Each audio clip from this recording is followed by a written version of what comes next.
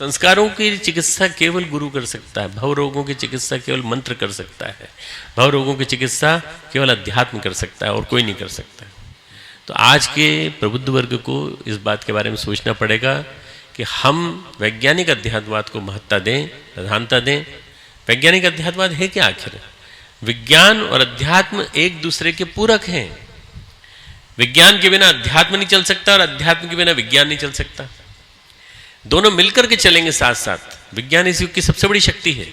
तेज गति से चलने वाला आज का जो व्यक्ति है वो किस वजह से? विज्ञान की वजह से। पर इस विज्ञान पर अंकुश अध्यात्म का नहीं होगा तो ये निरंकुश हो जाएगा। इस विज्ञान को अंकुश चाहिए अध्यात्म का। मित्रों, अध्यात्म और विज्ञान जिस दिन मिल जाएंगे उस दिन उजाला आ जाएगा।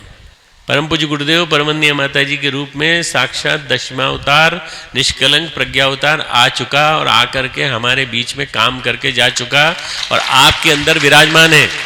धीरे धीरे मित्रों बल जाग रहा है, आदमी का बल जाग रहा है और लोगों में विश्वास जाग रहा है। लोगों में विश्वास जाग रहा है। 60 साल की 65 साल की आज़ादी के बाद की जो स्थिति थी उसमें परम पूज्य गुरुदेव ने एक अचेतन में एक ऐसी चेतना जगा दी। उस चेतना को जगाने के बाद अब एक ऐसा समय आ गया है कि अब बहुत तेजी से बदलाव आएगा। आप ये मान करके चलिए कि जमाना बदल रहा है, जमाना बदल रहा है, अच्छाई की ओर बदल रहा है। सदाचार चुप रहेगा तो कैसे जागेगा? इसे सदाचार को जागना पड़ेगा, एकत्र होना पड़ेगा, संगठित होना पड़ेगा, मिलजुल के काम करना पड़ेगा।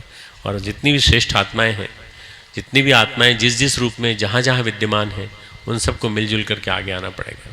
मित्रों, ये समय बहुत विशेष है।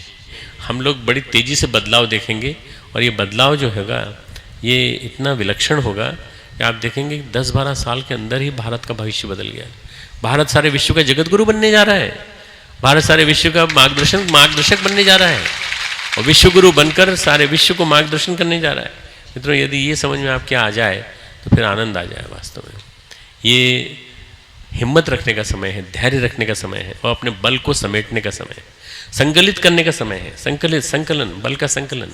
हम सब मिलजुल करके एक साथ मिलके, ये दुर्गा सप्तशती में एक वाक्य आता है, तुम सब सहस्त्रों मिलकर मेरी अर्चना करो। सहस्त्र से मतलब है हजारों लाखों करोड़ों व्यक्ति मिलकर तुम लोग मेरी अर्चना करो और बल की उपासना करो। बल की उपासना करो। बल की उपासना करने के लिए हमारे पास बल अपना ही नहीं है तो क्या नहीं। जो स्वयं बहुत निर्बल हो औरों को क्या बल देगा? अगर आप ही खुद निर्बल हो तो दूसरों को क्या बल दोगे? आप खुद सोचो कि आपके अंदर वो बल है क्या? आपके अंदर आत्मबल है? आत्मबल है, मनोबल है, शरीर बल है तो ब्रह्म बल अपने आप ऊपर से आएगा और वो आपको शक्ति देगा। आप खुद अपने अंदर के भगवान को पहचानो। भगवान को पहचान करके आगे बढ़ने की कोशिश करो। देखते देखते परिवर्तन दिखाई पड़ने लगेगा। हमारे YouTube चैनल शांति कुंज वीडियो गायत्री परिवार को सब्सक्राइब करें एवं बेल आइकन जरूर दबाएं ताकि गायत्री परिवार की विभिन्न गतिविधियों की जानकारी आपको मिलती रहे।